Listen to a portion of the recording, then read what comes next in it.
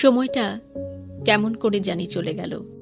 এই তো গত পর্বেই আমার মেন্টরের বিষয়ভিত্তিক আয়োজন শেষে বিদায়ের যেন ভারকণ্ঠ শুনতে পেলাম আমার মেন্টর আয়োজনের উপস্থাপক সুরাইয়া সুলতানা মনির আপার কাছ থেকে। স্টুডিও থেকে বাড়ি ফিরতে ফিরতে তার মুখটাই চোখে ভাসছিল, আর তাই সেই অবয়ব চোখে নিয়ে আজ বিশেষ শ্রোতা পর্বে মেন্টর হয়ে আমি ফাহমিদা হামিদ অ্যানি আমন্ত্রণ জানাচ্ছি সুরাইয়া আপাকে, যিনি সবসময় মেন্টরদের আমন্ত্রণ জানান। আজকে তিনি আমন্ত্রিত হলেন। আপা, কেমন লাগছে আয়োজনে এসে? হ্যাঁ, আসলে খুবই ভালো লাগছে, কিন্তু পাশাপাশি খারাপও লাগছে যে শুরু হতে না হতেই যেন মনে হচ্ছে শেষ হয়ে গেল। এই মুহূর্তে আমার কবি হেমচন্দ্রের একটি লাইন খুব মনে পড়ছে, যে দিন যায় ক্ষণ যায় সময় কাহারও নয়, বেগে ধায় নাহি রহে স্থির। বাহ! আসলে কি আর করার, সময় তো কারোর জন্য থেমে থাকে না, তার ছন্দ এবং গতির সাথে তাল মিলিয়েই আমাদের চলতে হয়। তবুও এই মুহূর্তে কিন্তু আমাকে খুব লাকি মনে হচ্ছে যে রুম টু রিডের আমার মেন্টর আয়োজনের এমন কজন মানুষের সাথে পথ চলতে পারলাম, বিশেষ করে ফাহমিদা আপা, আপনি এবং রোকসানা আপা।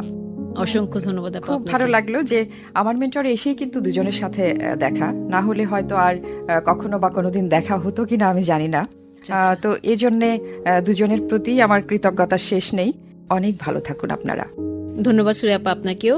চেষ্টা করলাম আপনার মতো করে শুরু করতে, জানি আপনার মতো হয়নি। একদম নয়, আসলে আপনি খুব সুন্দর করে বলেন। আপনার কথাগুলি কিন্তু আমি সব সময় খুব মনোযোগ দিয়ে শুনি, এবং ভেতরে অন্যরকম একটা রেশ যেন আমার থেকেই যায়। সত্যি অসাধারণ। ধন্যবাদ আপা, সকল প্রশংসা আল্লাহ তাআলার। আসলে মেন্টরের জায়গা থেকে ইচ্ছে হলো আপনাকে আমন্ত্রণ জানাই, কেননা মেন্টরের কাজই হলো অন্যকে সামনের দিকে এগিয়ে দেয়া। যেসব শ্রোতারা এতদিন আমাদের সাথে ছিলেন, আমাদের আলোচনার অংশীদার হয়েছেন, আমরা চাই প্রত্যেকেই কারো না কারো জীবনের পথ প্রদর্শক হয়ে উঠুক।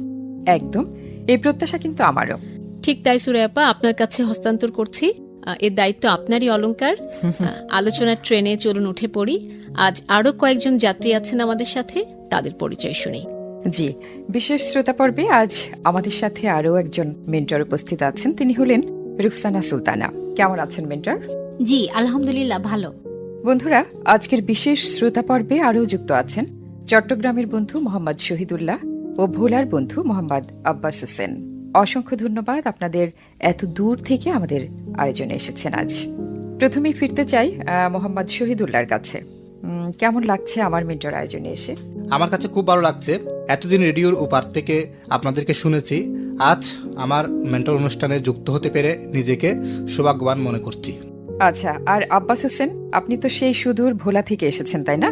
জি, আপনার কথা একটু শুনতে চাই আমরা। আমার মেন্টরের মতো জনপ্রিয় একটি অনুষ্ঠানে অংশগ্রহণ করে সত্যি ভীষণ রকম ভালো লাগা কাজ করছি। আমি অনেক আনন্দিত এই অনুষ্ঠানে অংশগ্রহণ করতে পেরে। বেশ, আপনার অনুভূতি জানা হলো। ফিরতে চাই রোকসানা আপার কাছে। জি, আমার মেন্টরের দ্বিতীয় সিজন শেষ হলো। রুম ট্যুরের যে ভাবনা থেকে আমার মেন্টর আয়োজন শুরু করেছিল, তার কতটুকু পথ পাড়ি দেয়া হলো, আপনার অনুভূতি? ধন্যবাদ সুরাইয়া আপা।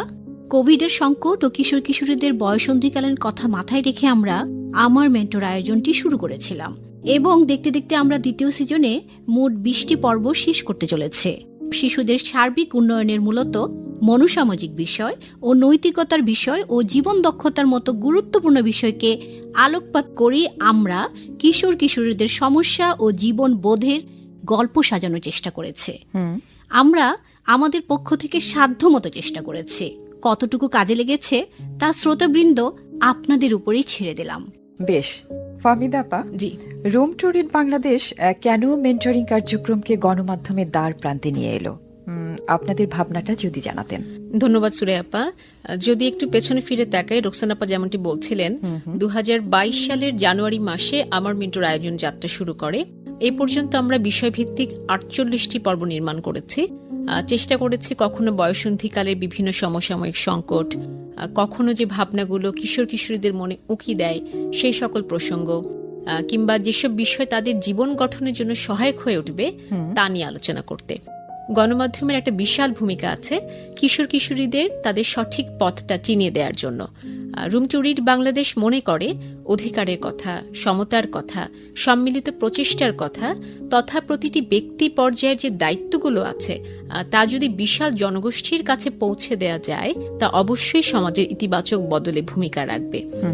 এখন পর্যন্ত রুম টু রিড পুরো বিশ্বের 23টি দেশের শিশুদেরকে তাদের কার্যক্রমের প্রাণকেন্দ্র করেছে। বাহ, বিষয়ভিত্তিক এই আলোচনাগুলো যখন গণমাধ্যমের হাত ধরে বিশাল জনগোষ্ঠীর কাছে পৌঁছে যাবে তখন নিঃসন্দেহে মানুষ তার ভাবনাগুলোকে একটু বিচার বিশ্লেষণ করার সুযোগ পাবে, ইতিবাচক উদ্যোগের অংশীদার হবে।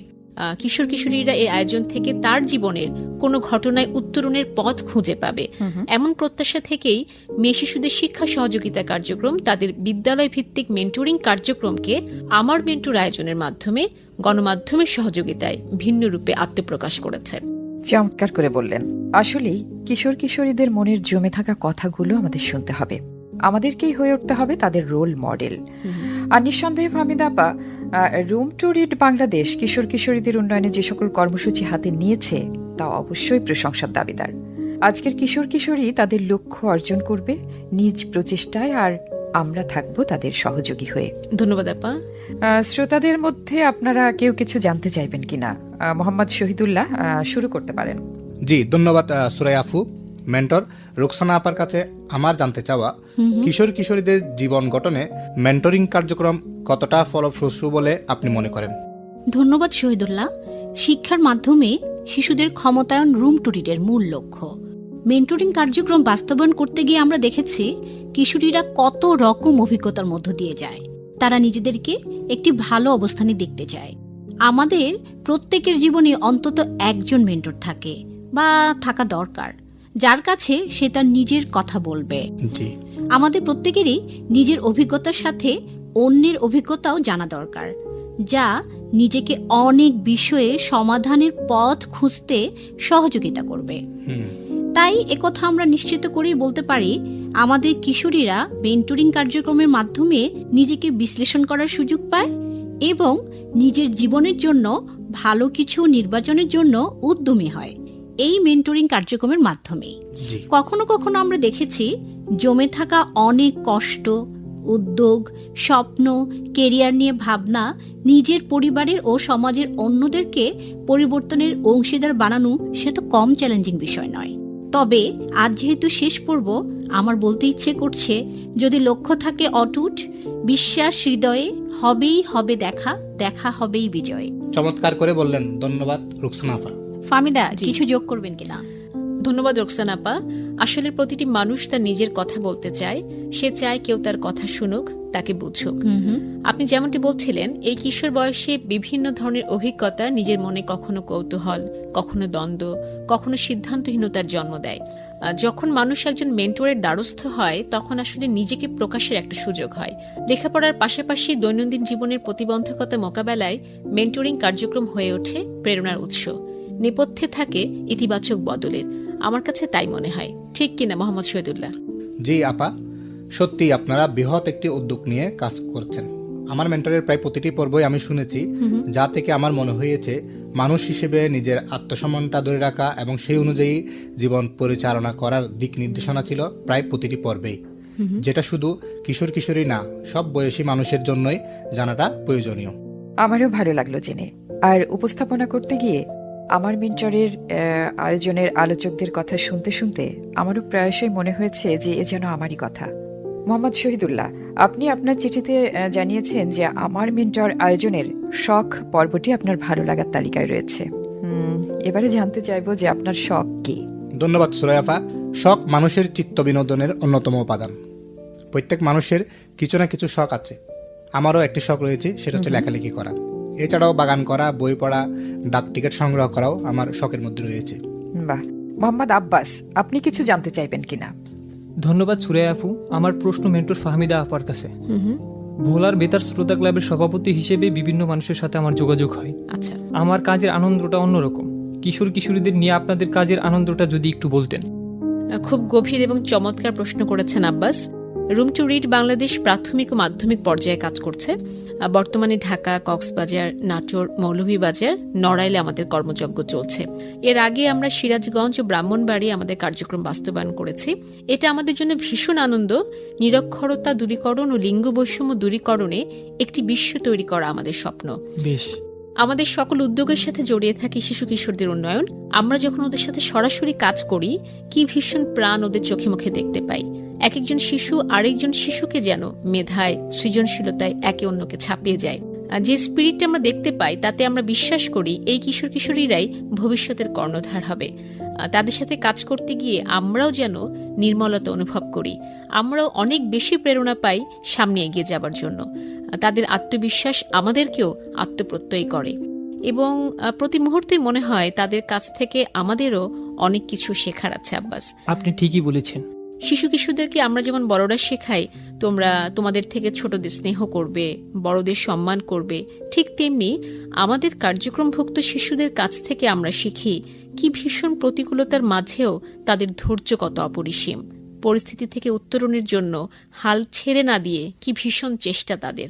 প্রত্যন্ত গ্রাম বলুন, চর এলাকা বলুন, কিংবা পাহাড়ি এলাকা, শহুরে জীবনের নিদারুণ বাস্তবতা কিংবা সমুদ্রের তীরবর্তী ভাসমান জীবন তাদের গতিরোধ করতে পারে না। আচ্ছা। আমাদের প্রোগ্রামের আওতাভুক্ত কিশোরীদের অনেকেই তাদের উচ্চ মাধ্যমিক গণ্ডি পেরিয়ে এখন স্ব-অবস্থান তৈরি করেছে, যেটা আমাদের অহংকার, আমাদের গর্ব। খুব ভালো লাগলো বিষয়গুলো জেনে। আর আব্বাস, অবশ্যই এর জন্য কৃতজ্ঞতা প্রাপ্য আমাদের সোশ্যাল মোবিলাইজার আপারা, যারা মেয়ে শিশুদের সাথে একাত্ম হয়ে কাজ করছেন। ধন্যবাদ আপু, আমার পক্ষ থেকেও তাদেরকে অভিনন্দন। আচ্ছা, আপনার অভিজ্ঞতা যদি একটু বলতেন। কিশোর বয়সে আপনি পাড়ি দিয়েছেন এমন কোনো সংকট এবং সেটা কিভাবে সমাধান হলো? আমিও কিশোর বয়সে মানসিক সংকটে পড়েছিলাম। যেমন? বয়সন্ধিকালীন সময়ে নানান শারীরিক ও মানসিক পরিবর্তন লক্ষ্য করি আমার হঠাৎ করে। আচ্ছা। এমন পরিবর্তন দেখে আমি হঠাৎ করে ভয় পেয়ে যাই। তারপর? আর হরমোনের পরিবর্তনের সাথে সাথে যুক্ত হয় পরিবার ও সমাজের প্রত্যাশার চাপ। সেই সাথে ভবিষ্যৎ নিয়েও অনিশ্চয়তা অনুভব করতাম। এমত অবস্থায় আমার বাবা মা তাদের অভিজ্ঞতার আলোকে পরামর্শ দিয়ে মানসিক চাপ মুক্ত থাকতে সহযোগিতা করেছে আমাকে। বাহ। ফাহমিদা আপার সাথে আমিও আসলে সাধুবাদ জানাতে চাই মোহাম্মদ আব্বাসকে, কারণ তার কিন্তু ভীষণ রকম প্রচেষ্টা ছিল তার সংকট অবস্থা থেকে উতরে সামনের দিকে যাবার জন্যে। আর রুকসানা আপা কি কিছু জানতে চাইবেন কিনা? ধন্যবাদ আপা। মোহাম্মদ শহীদুল্লাহ, আপনার কাছে আমার একটু জানতে চাওয়া, আপনার জীবনে এমন কোনো সাফল্য যার পেছনে কারো সহযোগিতাকে আপনি বড় বলে মনে করেন? ধন্যবাদ রুকসানা আপু। আমার এই পর্যন্ত আসার পেছনে আমার সবচেয়ে বড় সহযোগী হচ্ছেন আমার মা। আচ্ছা। আমি যখনই হতাশাগ্রস্ত হয়ে পড়েছি, ঠিক সেই মুহূর্তে আমার মা আমাকে সান্ত্বনা দিয়েছেন, ধৈর্য ধারণ করার মন্ত্রণা দিয়েছেন। খুব ভালো। আসলে আমারও ভীষণ ভালো লাগছে সবার জীবনের গল্পগুলো জেনে।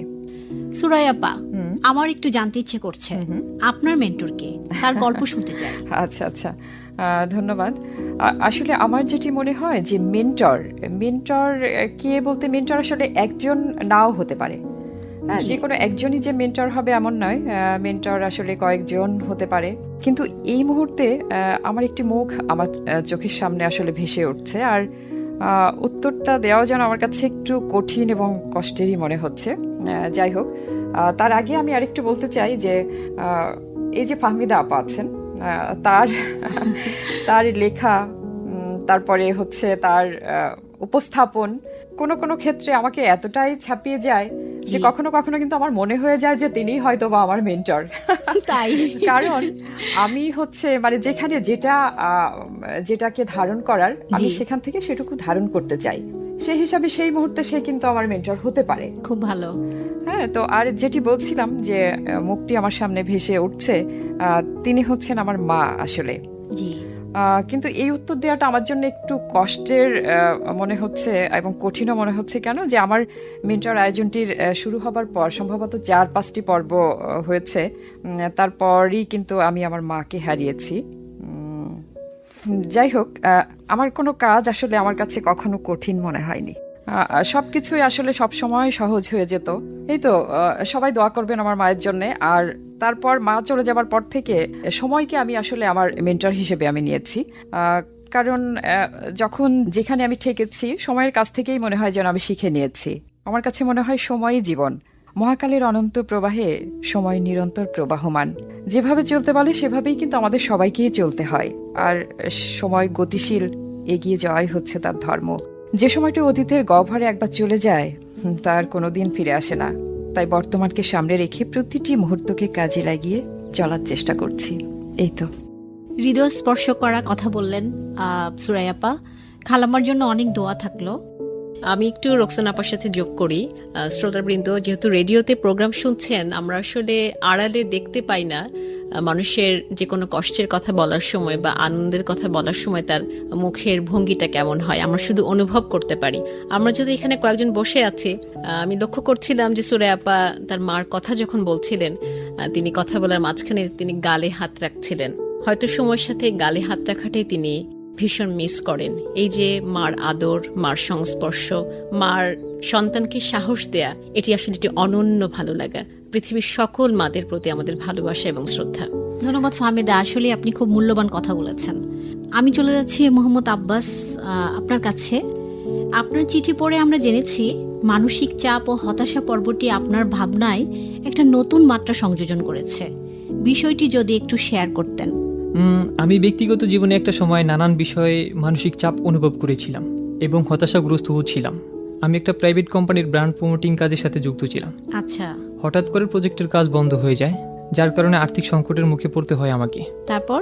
কেননা প্রজেক্টের কাজের বেতনের টাকা দিয়ে আমার পড়াশোনা এবং পরিবারের জন্য কিছু খরচ বহন করেছি আমি। কাজ বন্ধ হওয়ার কারণে আমি মানসিকভাবে ভেঙে পড়ি, যার ফলে স্বাভাবিক চিন্তা ভাবনা করতে পারতাম না। আচ্ছা। এরপর আমার মেন্টর অনুষ্ঠানে মানসিক চাপ ও হতাশা মোকাবেলা বিষয়ে আলোচনা শুনলাম। জি।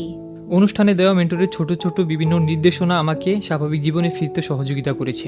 বেশ। ধন্যবাদ রুম টু রিড বাংলাদেশকে এত গুরুত্বপূর্ণ ও সময়োপযোগী অনুষ্ঠান নির্মাণ করার জন্য। সেই সাথে বাংলাদেশ বেতার কর্তৃপক্ষকেও অসংখ্য ধন্যবাদ জানাচ্ছি। আপনাকেও সাধুবাদ জানাই। আপনি নিজের সমস্যা সমাধানে উদ্যোগী হয়েছেন বলে এবং মনের সাহস রেখেছেন যে আপনি ঘুরে দাঁড়াতে পারবেন। আসলে এমন অনেক সময়ই যায়, মনের কুল কিনারা পাওয়া যায় না। আমরা মুক্তি খুঁজি কতখানে কতভাবে। এবারে মোহাম্মদ শহীদুল্লাহর কাছে ফিরছি। মেন্টরদের কাছে আপনার কোনো জানার আছে কিনা? জি, রোকসানা আপুর কাছে আমার জানতে চাওয়া, শিক্ষার মাধ্যমে ক্ষমতায়নের কথা বলছিলেন আপনি। জি। জীবন দক্ষতা ও মেন্টরিং এর পাশাপাশি বর্তমানে আপনারা কোন কার্যক্রমের দিকে গুরুত্ব দিচ্ছেন? ধন্যবাদ আপনার প্রশ্নের জন্য। আমরা জানি বর্তমান নতুন যে শিক্ষা কারিকুলাম এসেছে সেখানে সফট স্কিল তৈরির কথা বলা হয়েছে। আমাদেরও লক্ষ্য শিক্ষার যে নতুন ধারা, তাতে আমাদের শিশুরা জীবন ঘনিষ্ঠ বিষয় থেকে তাদের নিজের অভিজ্ঞতা থেকে নিজেদের জীবন গঠন করবে। অবশ্যই মাধ্যমিক ও উচ্চশিক্ষা অধিদপ্তরের কাছে আমরা ভীষণভাবে ঋণী, কেননা তাদের গঠনমূলক নির্দেশনা আমাদের সামনে এগোতে সহযোগিতা করছে। পাশাপাশি ধন্যবাদ জানাই প্রাথমিক শিক্ষা অধিদপ্তরকে। আমরা শিক্ষকদের সাথে জেন্ডার ট্রান্সফরমেটিভ অ্যাপ্রোচ নিয়ে কাজ করছি। মাস্টার ট্রেনারদের নিয়ে আগামীতে ভাবনা আছে। জি। অংশগ্রহণমূলক শিক্ষা ব্যবস্থার সাথে আরও কিভাবে ব্লেন্ড হয়ে বিভিন্ন কর্মসূচি হাতে নেওয়া যায়, রুম টু রিডের মেয়ে শিশুদের শিক্ষা সহযোগিতা কার্যক্রম তা নিয়ে ভাবছে। চমৎকার।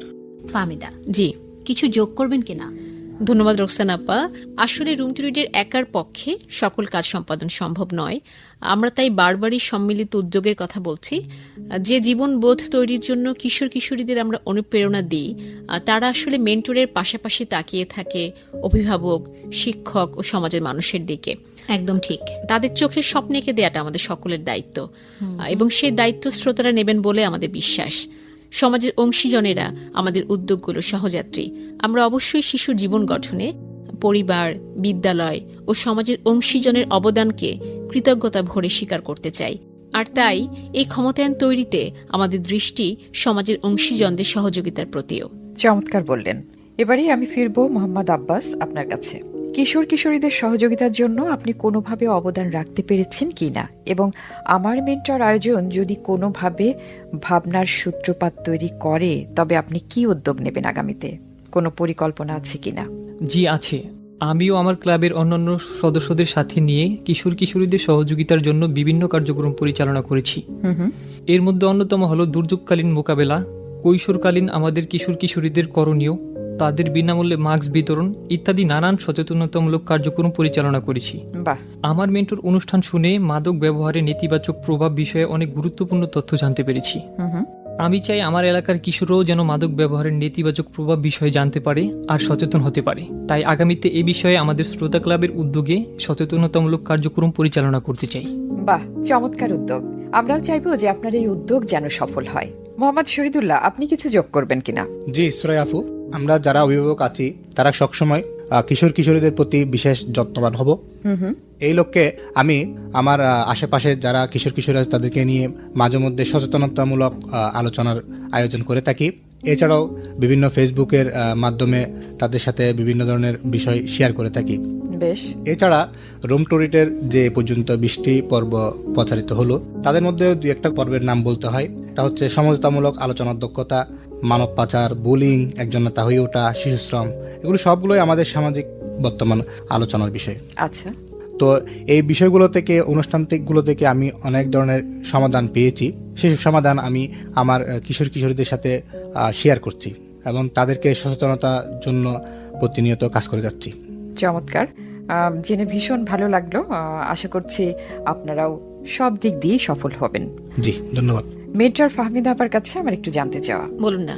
মেন্টরিং এর সময় বিভিন্ন বিষয় নিয়ে আপনারা কিশোর কিশোরীদের পথ খুঁজতে সহযোগিতা করেন। আমাদের শ্রোতাদের জন্য আপনার কোনো পরামর্শ আছে কিনা এই মুহূর্তে? সুরায়াপা, জীবনে উত্থান পতন থাকবেই। দুঃখ, অপ্রাপ্তি, ভুল করা, এগুলো ভীষণ অনিবার্য আমাদের জীবনে। এক একটা বয়সে এসে আমাদের অভিজ্ঞতা ভিন্ন, আমাদের উপলব্ধিগুলোও ভিন্ন, কিন্তু এর বিপরীতে আমাদের প্রাপ্তিও কিন্তু কম নয়। আমরা অনেক যন্ত্রণা পুষে রাখি, যত্ন করে অনেক দুঃখ, ভুল বাড়িয়ে তুলি। কখনো বুঝে না বুঝে আমরা এমন কিছু আবেগকে প্রশ্রয় দিই যার হিসেব মিলাতে পারি না পরবর্তী পর্যায়ে। জীবনে কষ্টবোধ ব্যাপারটা যত দ্রুত ডালপালা ছড়ায়, কোনো ভুলের গল্প যত বিস্তৃত হয়, তার বিপরীতে যদি হাল ধরার মানসিকতা ধরে রাখি তবে নিজেই নিজের মেন্টর হয়ে ওঠা যায়। খুব সুন্দর বলেছেন। আর সেই সাথে অন্যান্য মেন্টররা নেপথ্যে থাকেনি। নিজের জীবনকে ভালোবাসতে পারাটা খুব জরুরি। সেই সাথে অন্যের জীবনকে শ্রদ্ধা করতে শিখতে হবে। একটা কথা আছে, মানুষ কেন হারিয়ে গেলে শেষে মানুষ পাওয়া শেখে। ছোট্ট জীবন, কাউকে যেন আঘাত না দিই। এই পৃথিবী মানুষের, সকল জীবের। তাই মানুষের প্রতি, প্রকৃতির প্রতি আমরা যেন বিনয়ী হই।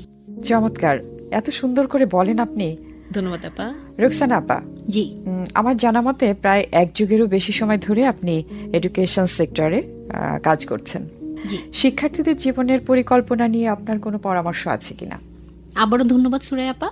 আমি বিশ্বাস করি পৃথিবীর প্রতিটি শিশুই মেধাবী, অনন্য ও অসাধারণ। প্রত্যেকেই তার নিজস্ব চাহিদা আলাদা, পছন্দ আলাদা, আর এই শিশুদের ইতিবাচক পরিবেশ ও দৃষ্টিভঙ্গি দেয়া আমাদেরই দায়িত্ব। পরিবারে যেমন বাবা মা, তেমনি বিদ্যালয়ের শিক্ষণ পরিবেশ, বন্ধুবান্ধব, তারাও অনেক গুরুত্বপূর্ণ ভূমিকা পালন করে। শিক্ষার্থীদের ভালো পরিকল্পনাকারী হিসেবে মূলত আমাদেরই গড়ে তুলতে হবে, ওদের সুযোগ দিতে হবে। লক্ষ্য রাখতে হবে যে বিষয়টিতে ভালো, সেই দিকে জোর দিলে তার ভবিষ্যতে ভালো করা বিষয়টি অনেক দূর এগিয়ে যায়। অনেক সময় আমরা বাবা মা আমাদের অপূরণীয় স্বপ্ন, আমাদের ভালো লাগা শিশুটির মধ্যে দেখতে চাই, যাতে হিতে বিপরীতেই ঘটে।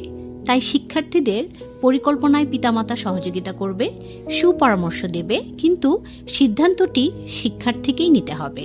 পরিশ্রম করতে হবে, স্বল্পমেয়াদী ও দীর্ঘমেয়াদী পরিকল্পনা করে সামনের দিকে এগিয়ে যেতে হবে। আর মনে রাখতে হবে, স্মার্ট ইন্ডিকেটরের মাধ্যমে আমাদের লক্ষ্যে পৌঁছানোর লক্ষ্যমাত্রা স্থির করতে হবে, তবেই আসবে সাফল্য। বাহ, আসলে মানুষ হিসেবে নিজের জন্য এবং অন্য মানুষের জন্য কাজ করাটা আমাদের ব্রত হোক।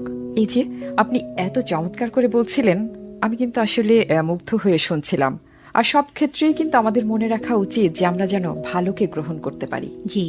দেখতে দেখতে আয়োজনের একেবারে শেষ পর্যায়ে চলে এসেছি। মোহাম্মদ শহীদুল্লাহ, আপনি যদি কিছু বলতেন। ধন্যবাদ সুরাইয়া আপু। সত্যি বলতে আমার মেন্টর অনুষ্ঠানের প্রতিটি পর্ব আমার কাছে খুবই প্রিয়। একজন মানুষের জীবন গঠনের ক্ষেত্রে এই পর্বগুলো খুবই গুরুত্বপূর্ণ ভূমিকা রাখতে পারে। আচ্ছা। তো দেখতে দেখতে অনুষ্ঠানের শেষ পর্যায়ে চলে আসছি। তো এই অনুষ্ঠান শুরু থেকে অনেক কিছু শেখার সুযোগ হয়েছে এবং একই সাথে অন্যদের সাথে শেয়ার করারও সুযোগ হয়েছে। এই ধরনের অনুষ্ঠান করার জন্য রুম টু রিড বাংলাদেশকে অসংখ্য ধন্যবাদ। একই সাথে বাংলাদেশ বেতারকেও ধন্যবাদ জানাচ্ছি। ভবিষ্যতে আমরা আরও সুন্দর সুন্দর অনুষ্ঠান পাবো, এই আশাবাদ ব্যক্ত করে আমি বিদায় নিচ্ছি। বাহ, চমৎকার বললেন। মোহাম্মদ আব্বাস, আপনি যদি বলতেন। আমার মেন্টর অনুষ্ঠানটি শ্রোতাদের সচেতনতায় অনেক গুরুত্বপূর্ণ ভূমিকা পালন করছে। আমি চাই রুম টু রিড বাংলাদেশ কর্তৃপক্ষ অনুষ্ঠানটির 3য় সৃজন আগামীতে প্রচার করুক। ঠিক আছে, ফাহমিদা আপা কি বলবেন? ধন্যবাদ সুরায়াপা। আসলে প্রত্যাশা তো থাকেই সবারই, আর কথা দিচ্ছি না, তবে আমরা আসলে চেষ্টা করেছি যে আমরা যে পর্বগুলো নিয়ে কথা বলেছি, যে আলোচনাগুলো ছিল, এটি আসলে একটি রিলে রেসের মতো হোক, একজন থেকে আরেকজনের কাছে পৌঁছে যাক, এবং কখনো ভবিষ্যতে যদি কোনো উদ্যোগ নেওয়ার সুযোগ তৈরি হয় আমরা বিষয়টি অবশ্যই ভেবে দেখব। ধন্যবাদ আব্বাস আপনার প্রত্যাশা জানানোর জন্য। বাহ। অনেক ধন্যবাদ দুজন মেন্টর আফুকে। মোহাম্মদ আব্বাস এবং মোহাম্মদ শহীদুল্লাহ, আপনাদের দুজনকে অনেক অনেক ধন্যবাদ। অবশেষে আজ শেষ পর্ব। রুকসানা আপা, জি, শ্রোতাদের উদ্দেশ্যে কিছু বলবেন কিনা? প্রথমেই ধন্যবাদ সুরাইয়াপা আপনাকে এবং বাণিজ্যিক কার্যক্রমের সংশ্লিষ্ট কর্মকর্তাদের প্রতি আমাদের আন্তরিক কৃতজ্ঞতা।